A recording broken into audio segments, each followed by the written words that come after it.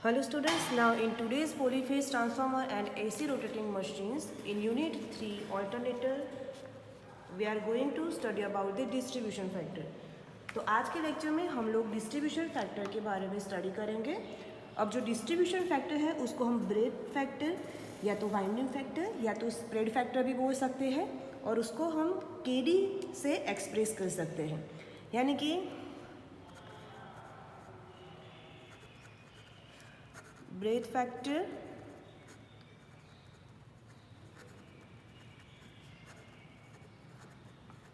Winding factor और spread factor. Okay, ये तीन नाम से भी इसको पहचाना जाता है और उसको एक्सप्रेस करने के लिए केडी का यूज़ किया जाता है। ओके, तो हमने देखा था इन लास्ट लेक्चर कि what is the difference between distributed winding and the concentrated winding. जो डिस्ट्रीब्यूटेड वाइंडिंग रहते हैं उसमें जो वाइंडिंग रहते हैं उसको डिफरेंट स्लॉट्स में रखा जाता है, जबकि जो कंसंट्रेटेड वाइंडिंग रहते हैं उसमें एक ही फेज में एक ही स्लॉट में सभी वाइंडिंग्स को रखा जाता है। ओके, अब यहाँ पे जो ऑल्टरनेटर होता है उसमें जो एक फेज की सभी कॉइल्स होती है उसको एक ही स्लॉट में रखी जाती नहीं है, बट उसको डिस्ट्रीब्यूटेड यानी कि डिफरेंट जो स्लॉट्स होते हैं उसके अंदर रखा जाता है। तो इसकी वजह से क्या होगा कि जो पास की जो कॉइल्स है यानी कि जो एडजस्टेंट कॉइल्स रहेगी उसमें जो वोल्टेज है वो इन फेज नहीं रहेगा, बट उन दोनों के बीच में कोई फेज एंगल बनना रहेगा और इसकी वजह से जो फेज में जो ईएमएफ इंड्यूस्ड होता है वो रिड्यूस होता है। तो सबसे पहले डिस्ट्रीब्यूशन फैक्टर को समझने के लिए उसका इक्वेशन हम डिराइव करेंगे और इसके लिए एक डायग्राम हम बनाएंगे।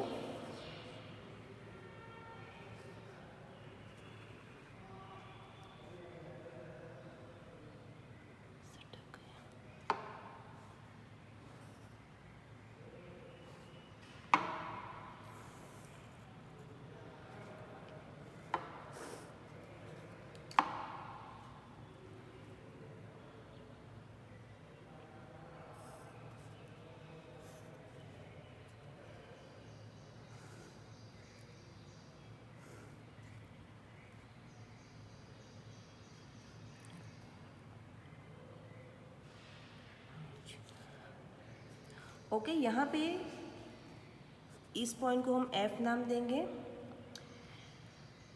ये जो है A, B, C, D, E ये सब जो है वो स्लॉट्स हैं। ES है वो हर एक में EMF जो इंड्यूस होता है उसकी वैल्यू देगा।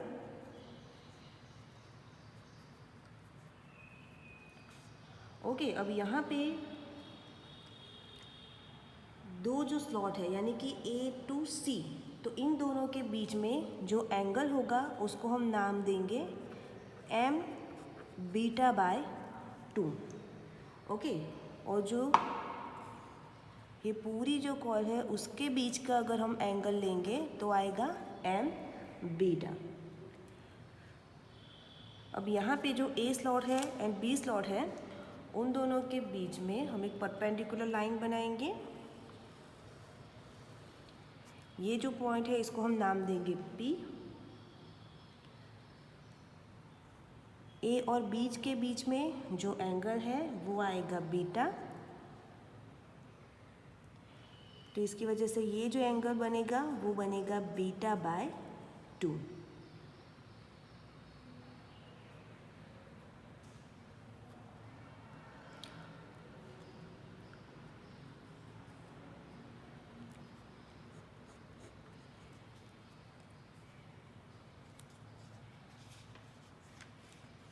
ओके, तो डिस्ट्रीब्यूशन फैक्टर हम क्यों पिक्चर में लेते हैं, क्यों इसको काउंट किया जाता है, क्योंकि जो फेज रहता है उसके अंदर जितने भी स्लॉट्स रहेंगे उसमें जो रिजल्टेंट ईएमएफ होता है इंड्यूस होता है वो रिड्यूस होता है और वो जो वैल्यू है उसको कंसिडर करने के लिए हम डिस्ट्रीब्यूशन फैक्टर को इंक्लूड करते हैं। तो सबसे पहले हम शुरू करते हैं कि डिस्ट्रीब्यूशन फैक्टर का जो इक्वेशन है यानी कि distribution factor is equal to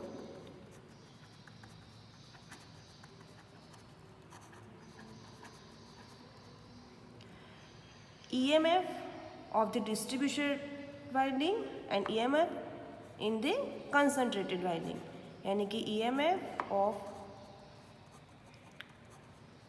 distributed winding and EMF of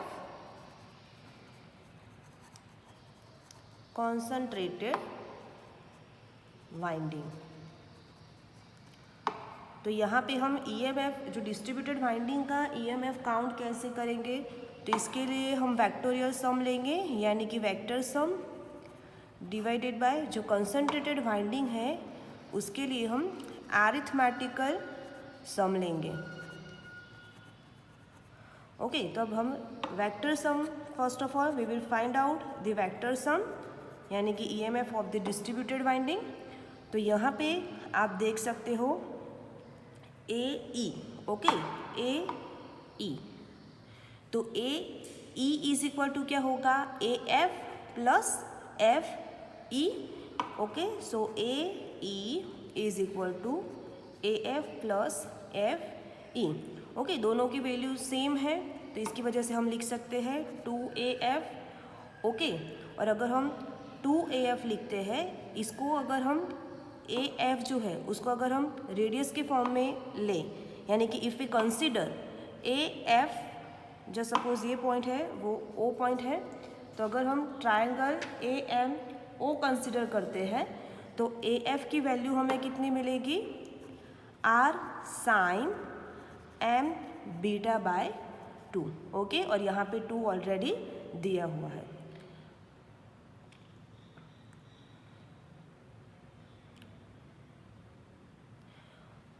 okay, अब आपको लगेगा कि साइन M बीटा बाई 2 कैसे आया, तो अगर हमें AF की वैल्यू फाइंड आउट करनी है, ओके, ये जो है वो है रेडियस R, ओके।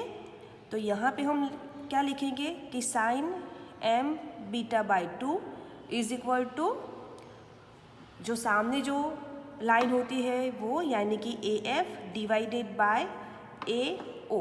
तो AO क्या है, रेडियस है, ओके। तो उसकी वैल्यू हम लिखेंगे R, और AF की वैल्यू हमें फाइंड आउट करनी है। So from this we can find out AF is equal to R sine M beta by 2, okay.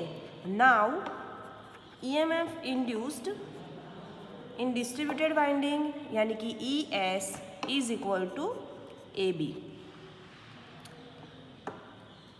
AB is the EMF induced and AB is equal to क्या होगा, AP plus PB is equal to AP plus PB। तो इसको हम क्या लिख सकते हैं, 2AP। Same way यहाँ पे हम साइन ABO कंसिडर करेंगे, ओके। तो इसके लिए ये इतना एंगल कितना आएगा, बीटा बाय 2, ओके। तो बीटा बाय 2 एंगल आएगा, तो क्या आ जाएगा 2R sign beta by 2, okay. तो ये मिल गया हमें वेक्टर सम। नाउ हम फाइंड आउट करेंगे arithmetic sum.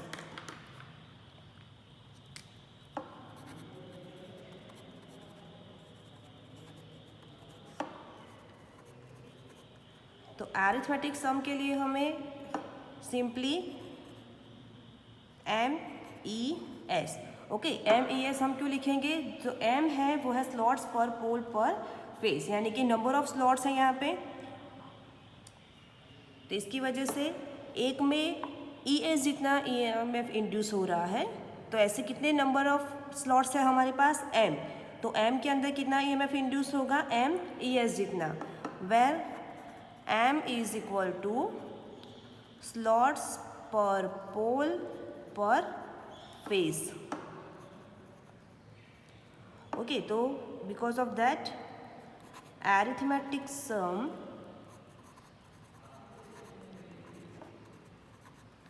Is equal to M and ES की वैल्यू हमें कितनी फाइंड आउट की है, 2R साइन बीटा बाय 2, यानी कि M multiply by 2R sign beta by 2। So now here put these two value in this equation, so you will get distribution factor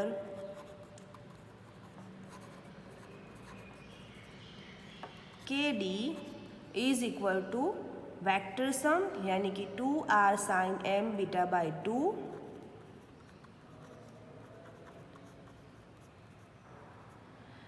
divided by arithmetic sum यानी कि m 2r sign beta by 2।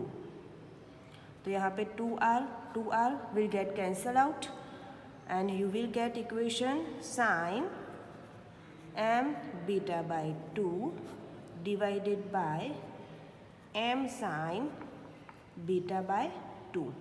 तो this is the equation for the distribution factor यानी कि distribution factor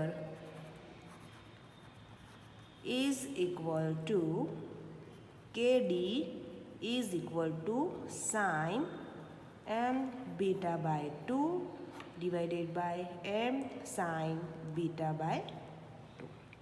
Okay, so let us revise the theory how we will derive the equation for the distribution factor. So first of all हम क्या करेंगे कि number of slots लेने हैं यानी कि यहाँ पे हमने नंबर ऑफ स्लॉट्स यानी कि m नंबर ऑफ स्लॉट्स लिए हैं यानी कि m इज द स्लॉट्स पर पोल पर फेस। बाद में क्या करेंगे जो स्लॉट्स है उसको हमने A B C D E के नाम दिए हुए हैं। हर एक जो स्लॉट है उसमें ES के जितना EMF इंड्यूस्ड हो रहा है। ओके 1 2 3 4 ओके यानी ES के जितना EMF इंड्यूस्ड हो रहा है। यहाँ पे जो दो स्लॉट्स है उसके बीच में m बीटा का एंगल है तो उसको बाद में हम A और C के बीच में अगर लेंगे एंगल तो वो कितना आ जाएगा m बीटा बाई 2। इससे भी छोटा करेंगे यानी कि A एंड B के बीच में तो वो आ जाएगा बीटा और A एंड B के बीच में एंगल आ जाएगा बीटा बाय 2 यानी कि उसको डिवाइड करते जाना है। अब जो डिस्ट्रीब्यूशन फैक्टर है उसको हम ब्रेथ फैक्टर भी बोल सकते हैं, वाइंडिंग फैक्टर भी बोल सकते हैं एंड स्प्रेड फैक्टर भी बोल सकते हैं और उसको एक्सप्रेस हम KD से कर सकते हैं। ओके तो अब डिस्ट्रीब्यूशन फैक्टर का जो इक्वेशन वो है EMF of distributed winding divided by EMF of concentrated winding. Okay तो यहाँ पे सबसे पहले हम क्या करेंगे जो डिस्ट्रीब्यूटेड वाइंडिंग है उसके लिए EMF फाइंड आउट करेंगे और उसके बाद कॉन्सेंट्रेटेड वाइंडिंग के लिए EMF फाइंड आउट करेंगे। बट यहाँ पे डिस्ट्रीब्यूटेड वाइंडिंग के लिए जो EMF फाइंड आउट करना है it is the vectorial sum whereas EMF of concentrated winding is the arithmetical sum. So first of all we will find out vectorial sum, after that we will find out arithmetic sum and after that we will take the ratio of these two, it will give you the distribution factor. So now let us start to find out vector sum. So here vector sum is equal to AE.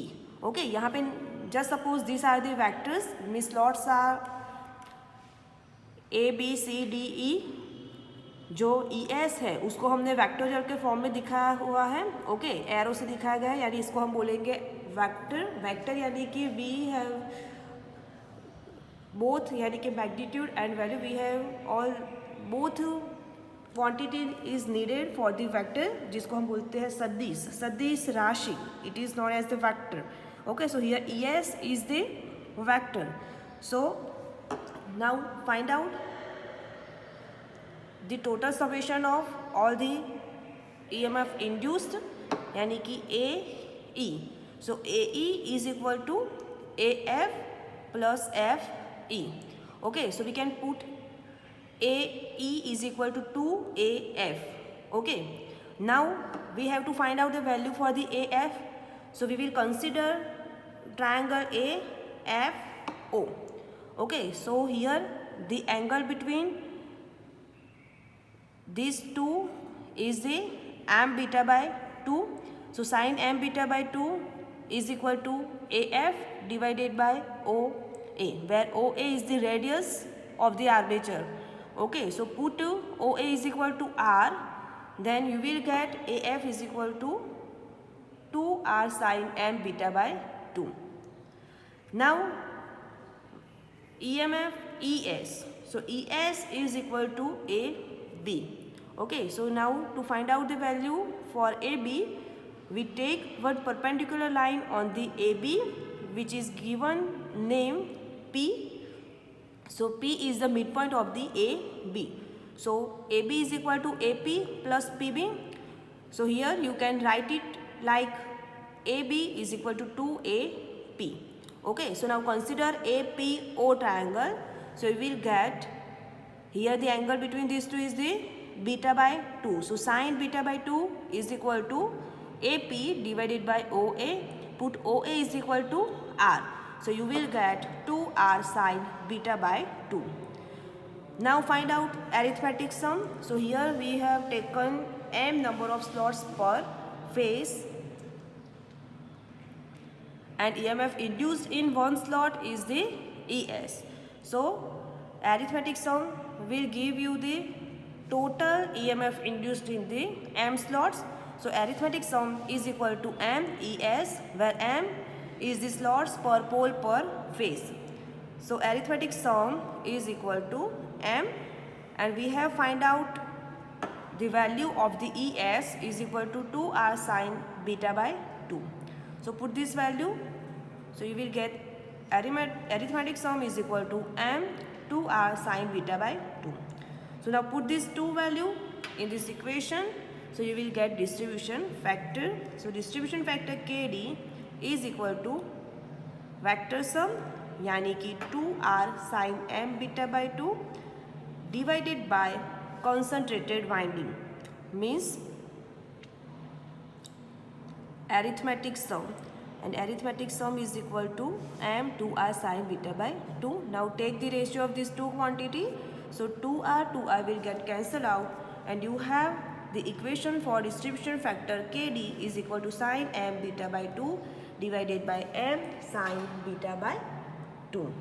So this is the equation for distribution factor.